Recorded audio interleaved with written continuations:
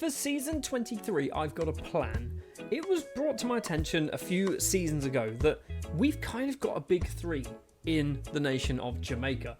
The big three being Montego Bay United, Arnett Gardens and Mount Pleasant. Arguably, George's playing not too far away, but I think that might have been a bit of a one-off. So Mount Pleasant, second place, Arnett Gardens mainly down in 7th, so they had a bad season that time around. First, second and third, first, second and fifth, first, second and fifth, first, third, and where are they?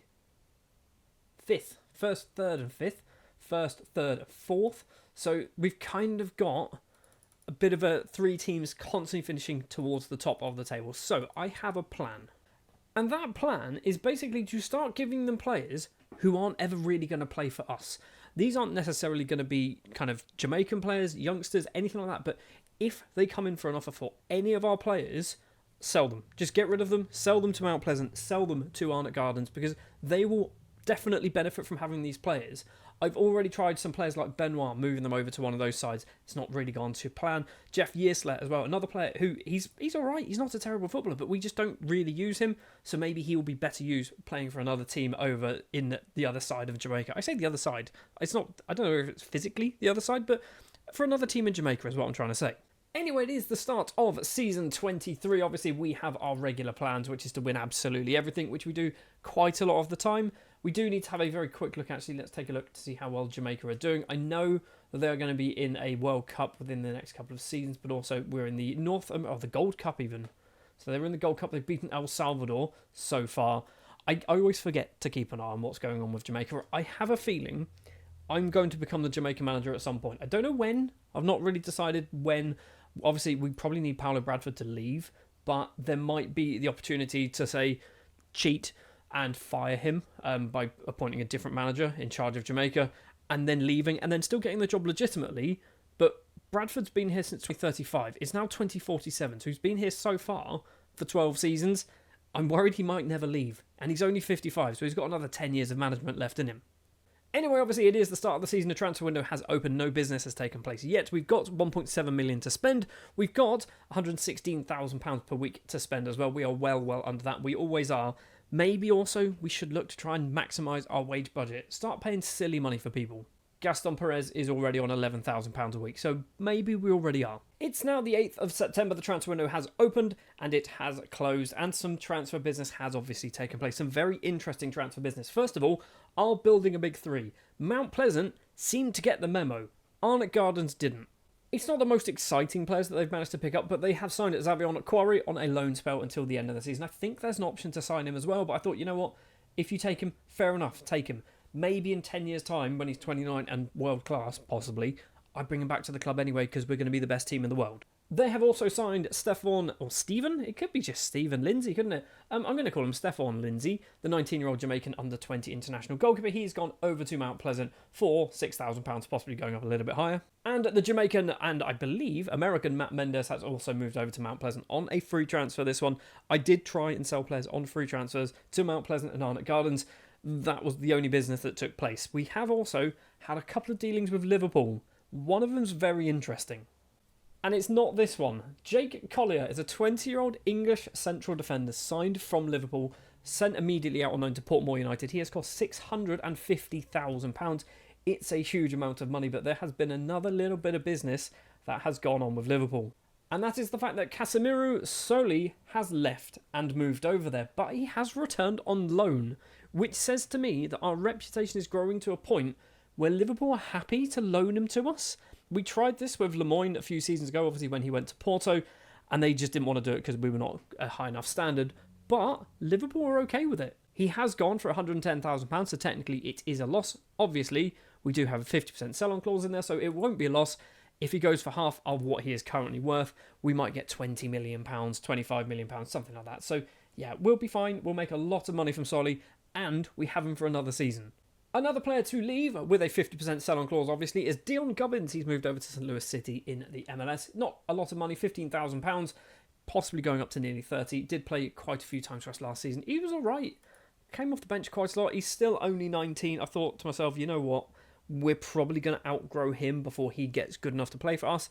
So let's take a bit of money. And obviously the 50% sell-on clause, we might get a couple of million from him in a few years' time. And that's pretty much it. We do have a whole host of loan spells, but I don't think there's anything particularly interesting. So Williams to Barbican Bentley to Constant Spring, Mark Barnes to Dunbar Holden. We've got Ricardo Lindsay to Harbour View. We've got Kevin Phillips, the former Sunderland striker. He has gone on loan to Malines. We've also got Jake Collier, we've mentioned, to Portmore United. And Ivanhoe Forrester has gone to Porus. So yeah, not really a huge amount of business has taken place. There is a thought as well, because obviously Arnott Garden didn't take us up on this offer that they didn't know existed. But this offer that we will basically accept, any offer that they make for any of our players, we'll just accept. I might change it from Arnott Gardens to Cavalier. I could do this for any team. Like every team in Jamaica, if they just want to buy one of my players, they can just take them. But I don't want to do that. I want to kind of build a nice big three so they're always challenging for the Caribbean Cup. They're always in the North American Champions League, things like that. And actually getting to the final, which actually, when you think about it, the last few seasons, that's a word, Mount Pleasant FC have been doing that. Maybe one year, Mount Pleasant FC might actually win the North American Champions League. Anyway, in order to do that, they obviously need to get through the Caribbean Cup first, a competition that we're currently top of the table in, 8-0 and 5-1, so obviously we're going to win that one. And the last thing to do before we jump to around Christmas time is tell you about the two players that have been locked into the starting 11. It is Gerson Fabiani, the 20-year-old Venezuelan, who'll be locked in as a right winger on obviously that right-hand side, because that's how the right winger position works. And on the left-hand side, we have Rafael, the 20-year-old Brazilian, who joined last season. I think it was last season. He didn't get a huge amount of football, so we're kind of going to force him in. Obviously, these two players not registered for the Jamaican Premier League as well. And actually, we've only got these two players who are non-Jamaican, who aren't registered. So Perez is registered, Frimpong, Alonso is registered. We've also got Gomez and Solly all registered. Does that mean... It means Haliti's... He's Jamaican now, isn't he? He's just turned Jamaican. There's probably some others. There's probably others that have turned Jamaican. So second nationality Jamaican. We've got Martinez, Coffey, Mohamed Cisse, our goalkeeper, and Svek, as well as probably a few others. So yeah, Haliti's there as his third nationality technically. So we're in a good position, actually, with non-Jamaicans that are suddenly becoming Jamaican. That's good to see. Right then, let's jump forward then to just after Christmas, see how well things go. We'll win the Caribbean Cup, and we'll probably be top of the table. Yep, we've won the Caribbean Cup. We've won 7-3 on aggregate against Mount Pleasant, but it was a 3-3 draw in the second leg. And we are top of the Jamaican Premier League as well, with a game in hand, but we obviously have 11 victories, 65 goal difference in the good. We've got an 8-0, we've got a 10-0, we've got a couple of 9-0s in there as well. So lots and lots of goals being scored, which is always lovely to see. And looking at it, Arnott Gardens down in 9th. Maybe they're not the team for us. Right, obviously, transfer window has opened. We haven't done any business yet. We do still have clauses that could get sold. And in particular, Alejandro Lemoyne, still at Porto, 24 years old, 40 caps now for Ecuador. He is wanted. We have that 50% sell-on. And Man United are interested once again. They keep kind of becoming interested, then losing interest and becoming interested again. But it is an active interest, which is good.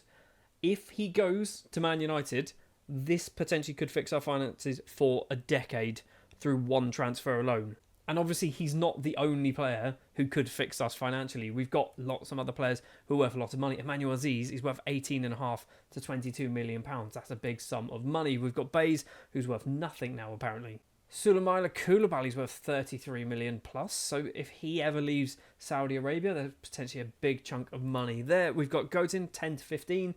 We've obviously got Lemoyne. We've got Kouadio, who's worth loads as well for a left-back. He's worth potentially £30 million, so that could be 15 million going our way. Staples worth 11. Solely, obviously, he's not going to go anytime soon, but he's 36 to 52 million pounds. So there is a lot of money that we could have coming to our club at any point through all of these sell-on clauses. And we obviously could start selling some of them as well. Like a couple of £1 million there. We've got 811,000 there. So there's money just laying about on a table that we are not touching because we don't need it.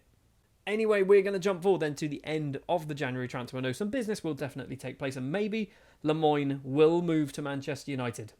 It's been a somewhat underwhelming transfer window for us. So it is the 31st of January. The window has closed. 4 players have left the club. 1 on a loan spell, which is Dayton Harry. He has gone on loan to Dunbar Holden. Jason Forbes has taken up the option to move over to Mount Pleasant because they put in an offer and I said yes. So he has moved over there for about £2,000. And the first of 2 players to move over in the MLS is Kevon Johns. The 20-year-old goalkeeper has moved to FC Dallas. 50% sell-on clause here. 61, possibly going up to £76,000. I don't think it was ever going to be our number 1 goalkeeper, so this just makes sense, doesn't it? And this one I didn't really want to do, but he's getting on a bit now. I know he's only 28, but Nicholas Welcome Jamaican fullback, 6 caps to his name. He's moved over to New York Red Bulls. Although, are they called New York Red Bulls? They are called New York Red Bulls for £13,000, possibly going up to 27. We do also have a 50% sell-on in this one as well. But obviously, because he's 28, we're not going to see a huge return from this one, if anything. We did see a huge return from this one, though. Alejandro Lemoyne has finally moved away from Porto after 5 or 6 seasons. It was a long time he was actually playing for Porto in the end. And he has moved to Manchester United. He's 25. He's gone for £57 million, I think, possibly going a little bit higher. Basically, we have picked up £28.5 million from one transfer that cost us absolutely nothing. We've now got £28.5 million. And of that £28.5 million, we spent a few of it, I'm going to say £5 million, I'm not quite sure, improving the youth facilities. I've also asked to expand the stadium training facilities, which they told me, no, we're not doing that, which is fair enough. Okay, give it time. Our stadium is obviously a sizable stadium anyway at 29,500 seater, the Stuart Pearce Park. Stuart Pearce Park. There is, I assume, room to expand this thing. So at some point we will be expanding it because I'm pretty sure we are selling out. Going back to the footballing side of things, rather than the money and transfers and facility side of things, we're still top of the table. 16 wins out of 16 now. Any other big wins in there? No, have we conceded a goal? We've conceded 1 goal against Waterhouse, who are 13th. So that means... So Cisse has played 11. He's got 10 clean sheets. He was the one who conceded the goal. But we've also got Jamil Oldham, who's played 6 matches, and he's also got 6 clean sheets. We don't concede goals at all, do we? Obviously, the North American Champions League will be kicking off soon as well. We're not in the first round, but we will be going in the second round up against Pachuca or Inter Miami. I suspect... I'm going to check who we can play in the final. Can we play America? We can. Or Mount Pleasant. Could it be another Mount Pleasant Montego Bay United final? Well, on the 12th of April, it's not going to be Montego Bay versus Mount Pleasant, but it could be Montego Bay versus America for the first time in a few seasons. I mean, we've obviously played them somewhat recently. It's 2041. It's been like 8 years since we last played America in a North American Champions League final. I kind of want it to happen so we can beat them again. We have obviously won, technically, the league, but we haven't won the trophy because that's not how this works. 25 wins, 1 defeat against Arnott Garden. So they must have heard me badmouth them earlier on in the season by saying you're not taking up our opportunities to sign players for cheap. They did actually manage to beat us, but we obviously still won the league by a country mile. And we are probably going to be in the JFF Cup final. We are not quite there yet. In about 3 days' time, we play George's Plain, and it could be Mount Pleasant versus Montego Bay United in the final. We've also got ourselves our youth intake as well, and we've not really got anyone particularly amazing. Apparently these 3 could be good. So Rodney Luke is the first one. He's only 15. He's all right. He's 15. It's kind of difficult to tell with a 15-year-old goalkeeper if he's actually going to be any good. Rafik Mattis, I think, probably could be the best one. Technically, actually really good for his age. Everything else is not massively exciting, but he's got lots of 10s and 11s, so maybe once they start turning yellow, he might look like a much better footballer. And Dylan Thomas as well. Doesn't look particularly awful. He's probably, his speed, his natural fitness and things like that, probably helping him out when it comes to, his numbers and ability. He's all right. Dylan Thomas could make a name for himself, and we've got a whole bunch of others as well. So Osmond Clark, Wheely and Griffiths have all signed, but I don't think we've got a particularly good intake this time around. This is the first time I've taken a look at our finances since the Lemoyne deal has gone through, and obviously this massive spike from 1.5 million to 26.23, and then it's dropped down to 24. So we did obviously spend, we can see the income there, 29.15 million came in 1 month, and then we spent 4.44 in the same month doing the facilities. Well, there's only one thing left to do then for season 23, and that's to jump to the end of it. We will hopefully be winning 4 trophies in all. We are still obviously in the North American Champions League. Is it going to be us against America in the final? The Jamaican Premier League we should be winning without a problem. And the JFF Cup as well, to be honest. We're going to kick things off then with the JFF Cup, where we did beat Mount Pleasant FC 2-0 in the final. Frimpong and Raphael combining twice in this match to give us a 2-0 victory here. In the Jamaican Premier League final, we faced off against Mount Pleasant FC for this one as well. After about 26 minutes, we take the lead. Kofi finds Soli, blast into the bottom corner past Ferguson. We take the lead in the first half. However, early on in the second half, I say early on, about 55 minutes in, Mount Pleasant FC equalised. Goldsack on that right-hand side, plays it on the ground in the middle, finds Christy. Cisse can't really do too much about that. And then about 20 or so minutes later, Mount Pleasant FC take the lead. Portillo's cross comes in. It's a looping header over the goalkeeper. Gordon's there to head the ball in. And Mount Pleasant FC win the league. Which, because of how things, like the season started, where I said I want to give them some of our better players, or some players for free, it's kind of, the players we've given them, I don't think any of them played for a start. But the fact they've managed to win the league, Mendes is there. Obviously, I know he's one of our former players. I think Goltak technically is our former player, isn't he? He's obviously over there. We didn't kind of do this as part of this, not experiment, but this sort of phase of building a nation. But they've got a few players there. They've won the league. It's kind of annoying. We do still have the North American Champions League, though. And it was a blast from the past as we take on America for, I believe, the 5th or 6th time in a North American Champions League final. In the 13th minute, Fabiani opens the scoring after a spectacular pass from Depas. So one of our two players who are locked into the starting 11 for the North American Champions League scores the goal. Fabiani collects the ball after 43 minutes. Martinez, playing as a fullback, plays it on the ground. Rafael, the other player, locks into the starting 11 for non-Jamaican Premier League games, tucks that ball away. And we win the North American Champions League once again, beating America once again. It is the 5th time in 10 or 11 seasons that we have played against America in the final of the North American Champions League, and it's the 5th time that we've beaten them as well.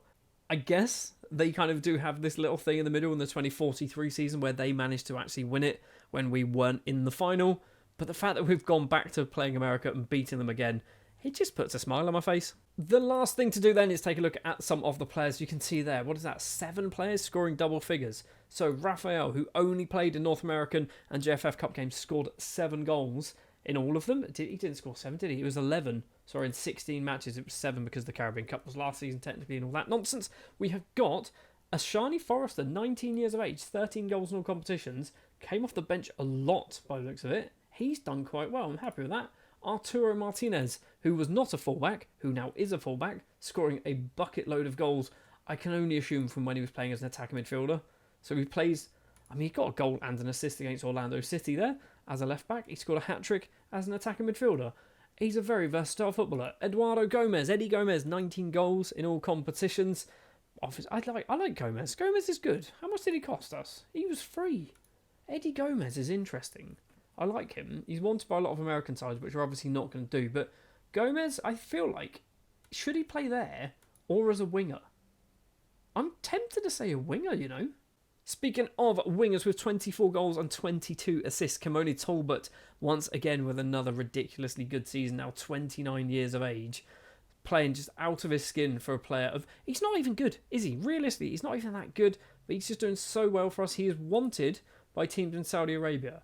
I'm wondering whether his time is almost up. He's 29, and everybody knows when you hit 30 in Football Manager, you're basically dead. If we can get a 50% sell-on and £100,000 for Talbot, maybe we say goodbye. The 50% sell-on is going to be kind of maybe 500k if we can manage to kind of do that, but maybe we give him a send-off. We've also got other Jamaicans scoring bucket loads of goals. Nikwan Coates, I think he scored 27, was it? 28 goals in all competitions. He's just good, isn't he? I say he's good. He's not good, but he just loves a goal. Admittedly, when he plays in the Jamaican Premier League, he's playing as an attacking midfielder as well, which is a bit strange.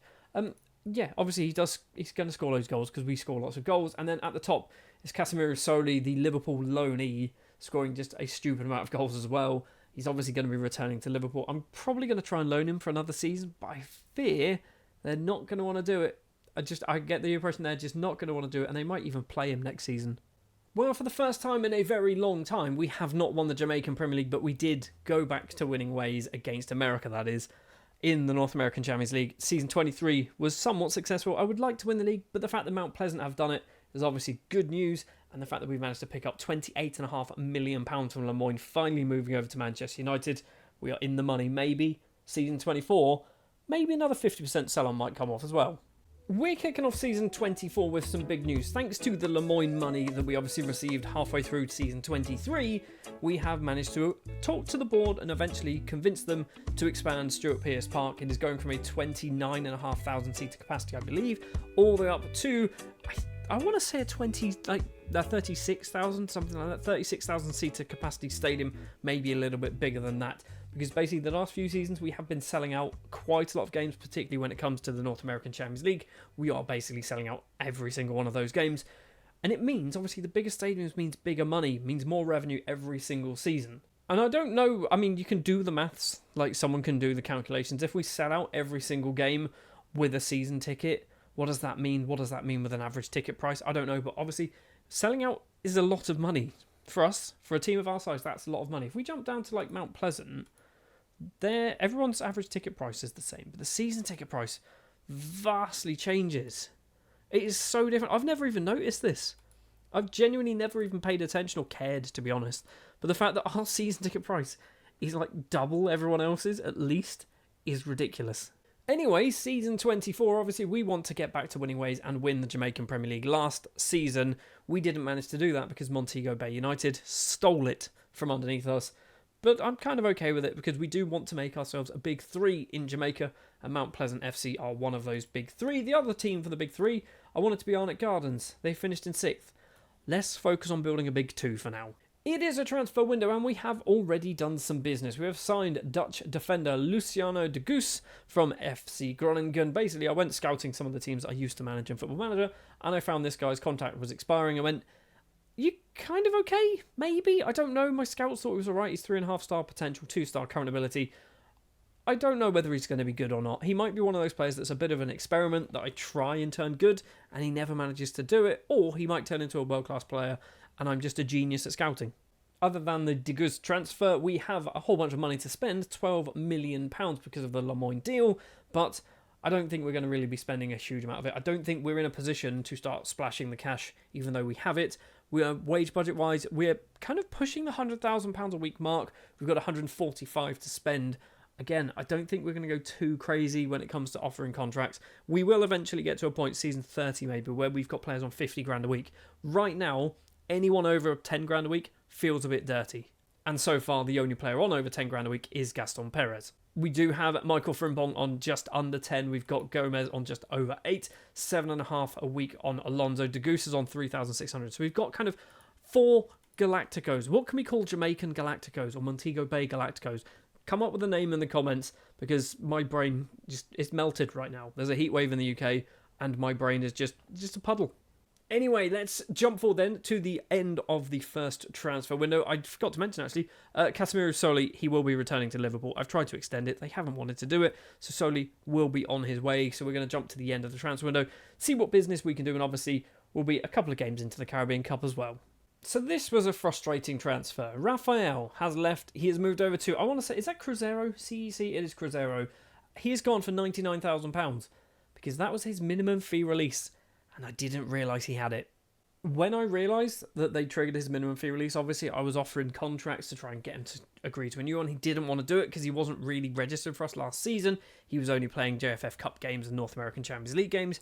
So he was kind of upset with that. I then started offering him out for literally like £1,000 and then a 50% sell-on. A couple of teams did bite, but he ultimately decided to go to Cruzeiro. So we've lost out on a 50% sell-on clause. We have continued to ship players off to Mount Pleasant, so Dayton Henry is one of 2 players to head over that way over the summer. £2,000. It's a little bit of money. To be honest, I would have accepted nothing. And Leighton Suarez has also moved over to Mount Pleasant FC once again for not a lot of money, 12 and a bit, possibly going up to £36,000. Leighton Suarez, I think, could be good, you know. There's something about Suarez that I feel like he could turn into a much better footballer. Obviously, time will tell.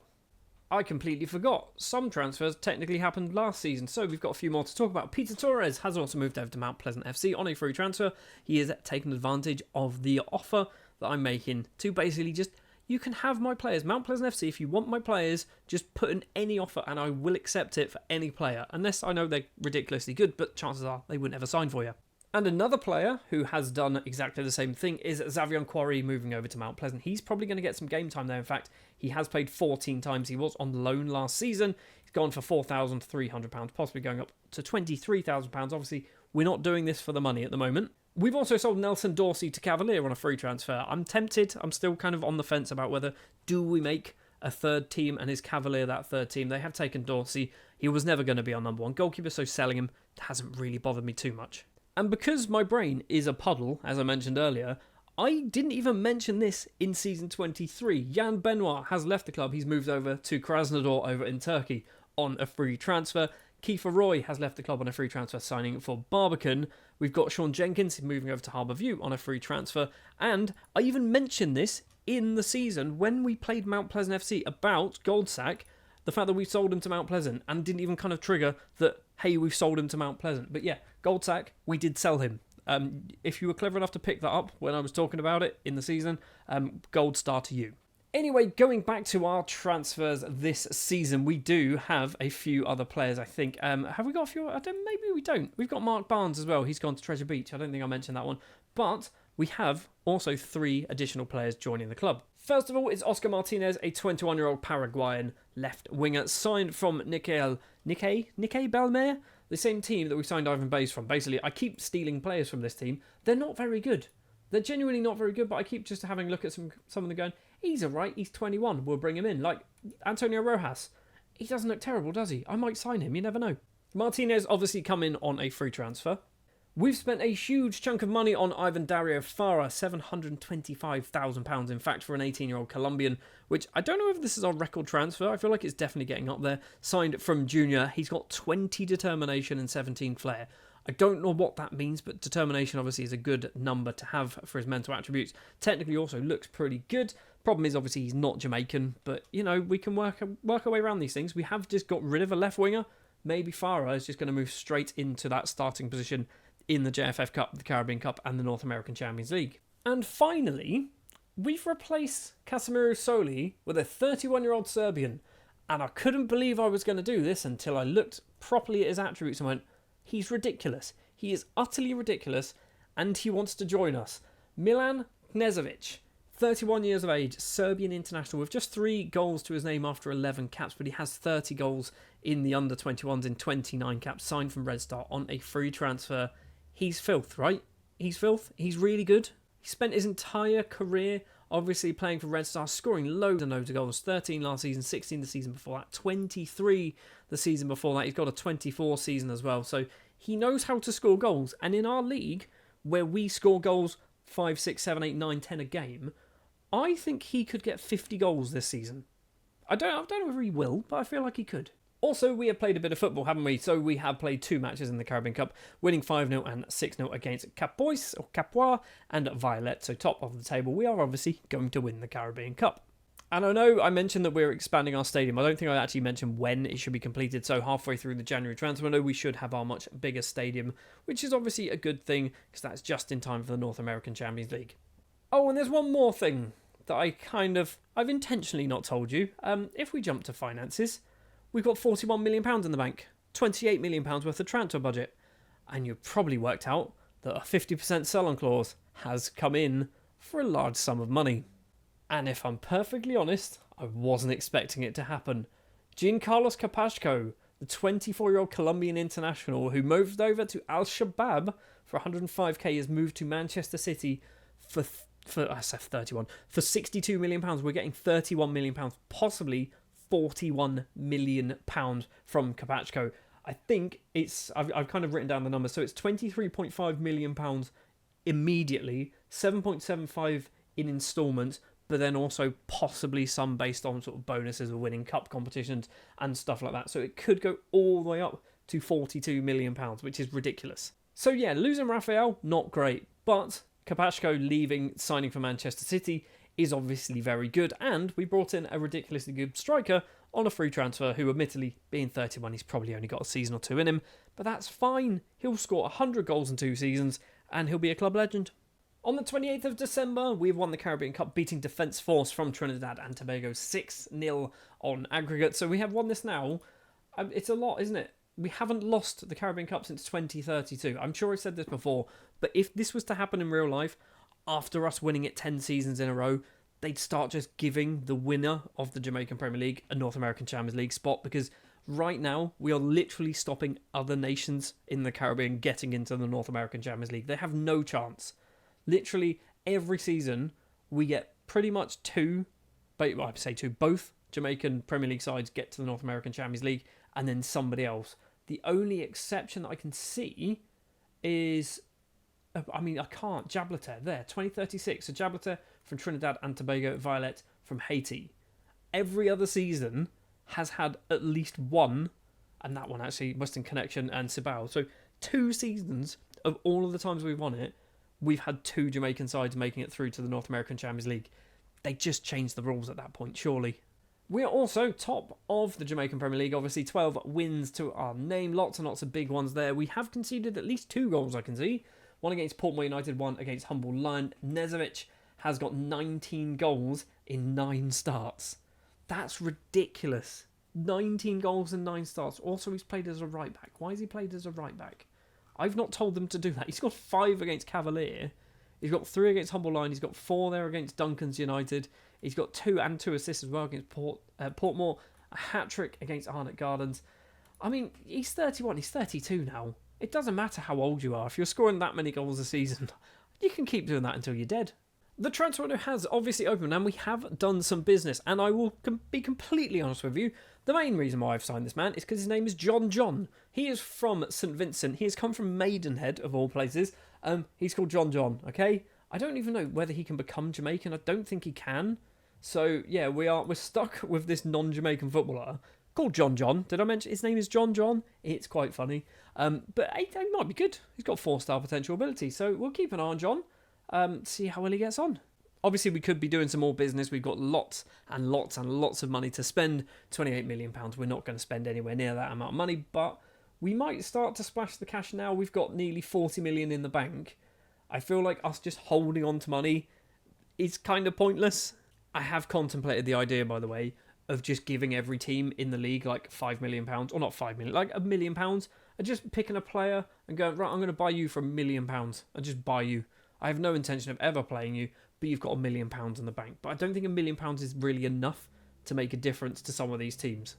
Right, let's jump to the end then of the January transfer window. We obviously have the North American Cup starting soon, where we will be up against LAFC or Tigres. Let's double check. Can we play America in the final? We can, we probably will, and we'll probably beat them. With the transfer window closed, we've had a busy transfer window, but not busy as in like lots and lots of players, just busy as in like we're bringing in some decent players, I think, to the club, but also it's a bit of a revolving door. So some players are leaving that I don't think we should maybe have sold. We'll get to that in a minute. Jason Williams is the first player to leave. He's moved over to Mount Pleasant using our just open door policy to Mount Pleasant FC on a free transfer. He's a good signing for a free transfer, I think. Ricardo Lindsay has also used our open door policy to sign for Arnott Gardens. It was still open. I never closed that door. Arnott Gardens just didn't bid for any of our players. Finally, they've managed to do it, and Ricardo Lindsay has moved over there. Again, good player for a free transfer. I might regret this one. He could be good. 28-year-old Uruguayan defensive midfielder / centre-back has also left the club. Gaston Perez moving over to Al Fire on not a free transfer, on £26,000, possibly going a bit higher. There is a sell-on in there, but I don't think... He's not Jamaican, is he? He's not Jamaican. He still needs another year. And I thought, you know what? I think we can get better. This is how ridiculous I think our team is right now.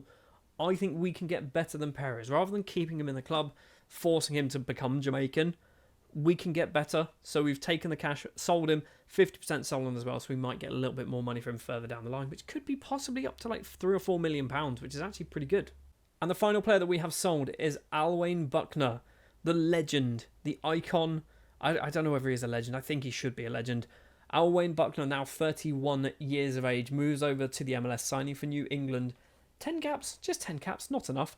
Mentally, really, really good. Technically not horrendous, but possibly could have been better. He's not gone for a lot of money, £9,500, but he's just not really playing. Played once all season coming off the bench. He played 10 matches off the bench last season. Season before that, he started a lot, but he's kind of been slowly working his way backwards, obviously increasing age, declining ability.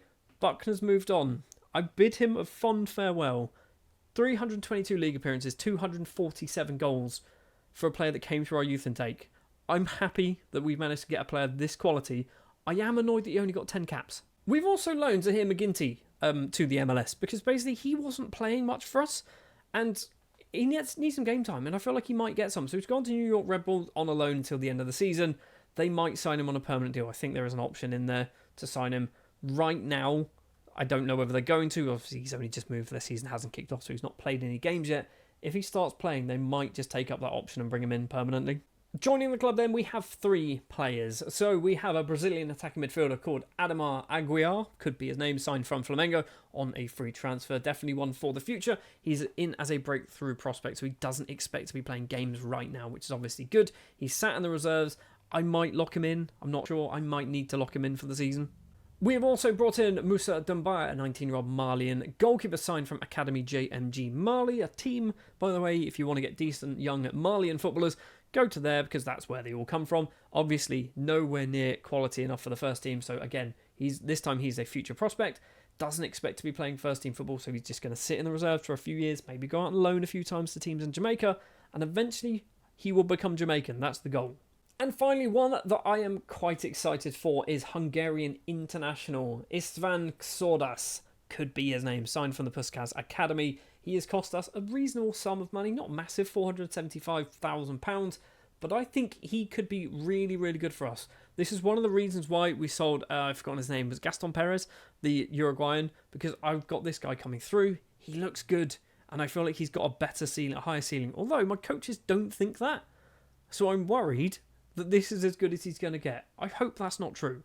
So that is our transfer business. We have a few loans as well, but nothing really to kind of talk about. I think the big ones we've already mentioned. So we've got Clark to Boys Town, Dylan Thomas to Malines, we've got Callum Snow to Humble Lion, we've got Roy Stevens to Santos Jamaica, and Carlos Griffiths to Porus. And that is all we have done. So financially, we've still got loads of money to spend, which is obviously good. Something else that is good is Stuart Pearce Park has now expanded its capacity to 37,168 capacity. I don't think it's the biggest stadium in Jamaica because I think the national team stadium is bigger. However, it is by far and away the biggest stadium in the league. If we have a look, so stadiums sort by capacity, Mount Pleasant actually 24,600. That's a big old stadium as well. But we are definitely the biggest stadium. Is that a new stadium recently built in game? It is. The Ali McNabb Arena. We've got the Anthony Spalding Sports Complex. Is that a new one as well? No, that currently exists. And that is 16,833. So yeah, we've got the biggest stadium basically in the country.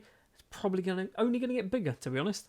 Oh, and talking of things that are getting bigger, that sounds weird out of context. Our youth facilities are improving. We've asked the board, and they've said, "Yep, sure, go for it." So they are actually improving our youth facilities. It's going to take 3 months to do. I keep asking for all these new things, like a new stadium. Apparently, they don't want to do that after building one like 6 years ago.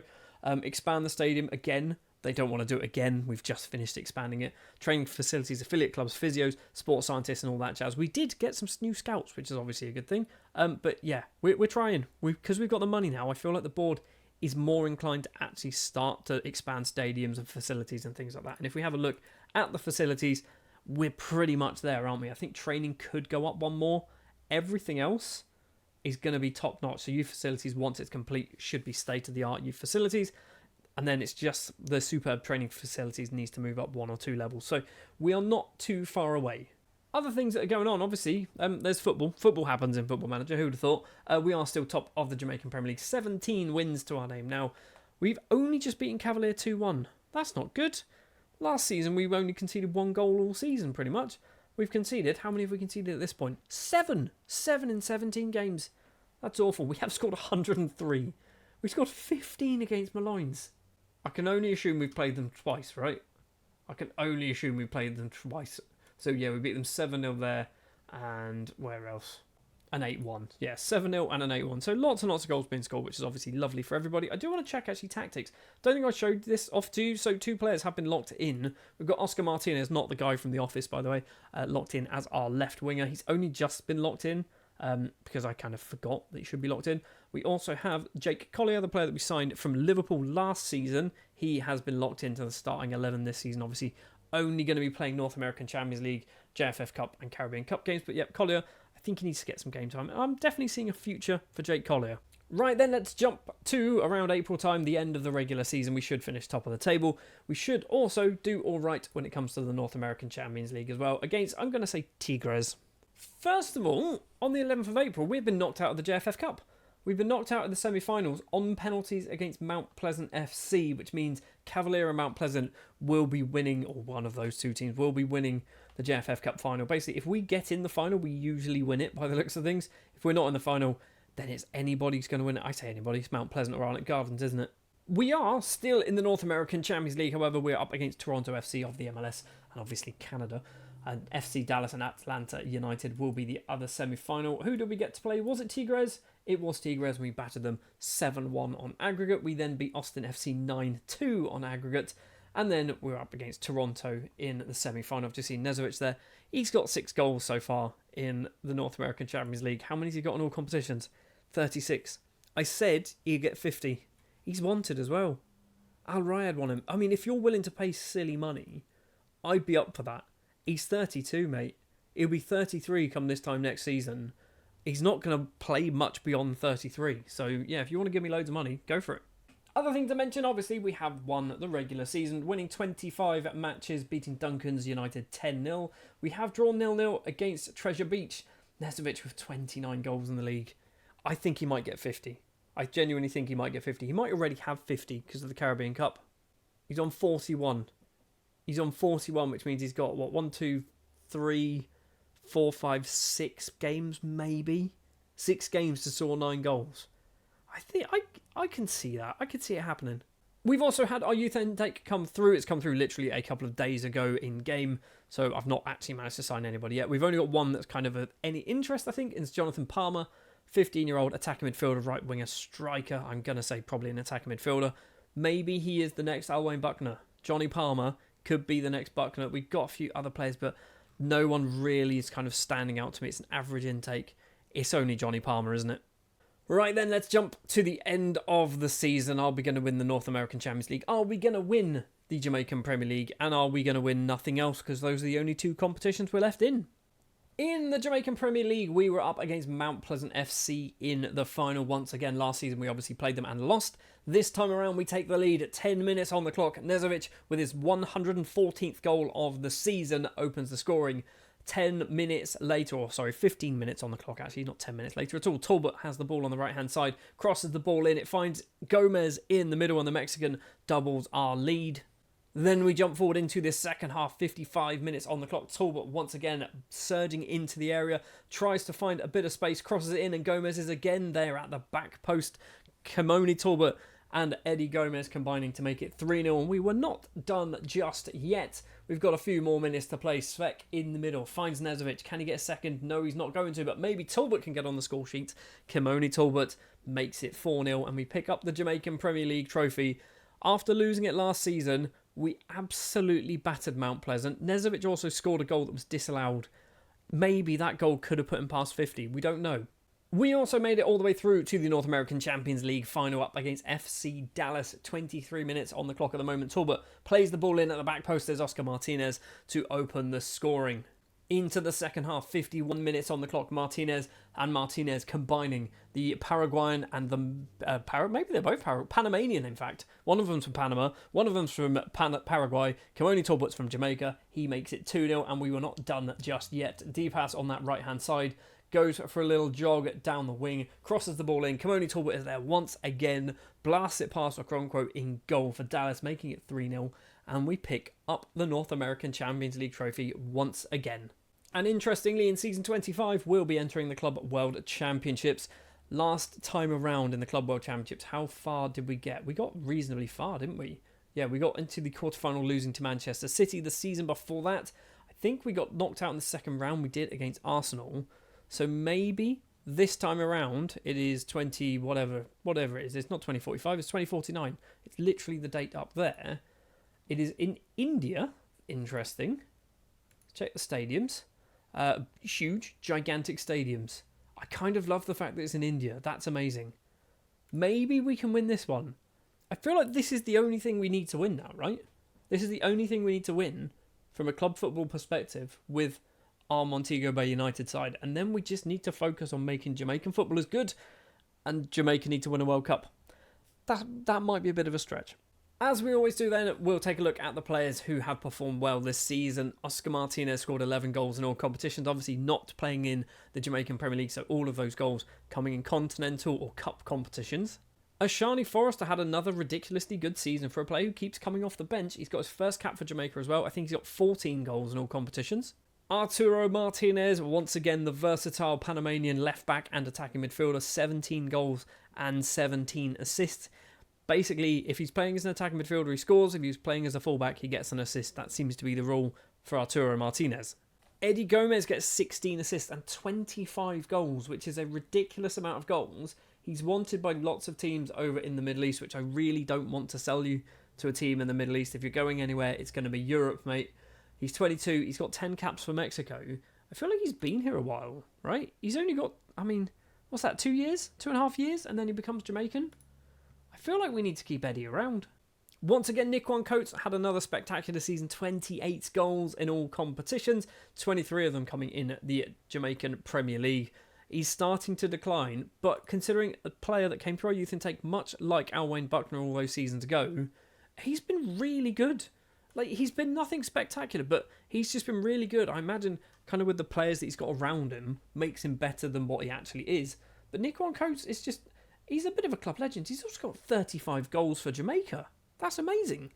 Kimoni Talbot has got 26 assists and 33 goals in all competitions. Obviously, he scored a couple of goals in the North American Champions League final. He got 2 assists in the Premier League final and a goal as well. A couple of goals against Austin FC.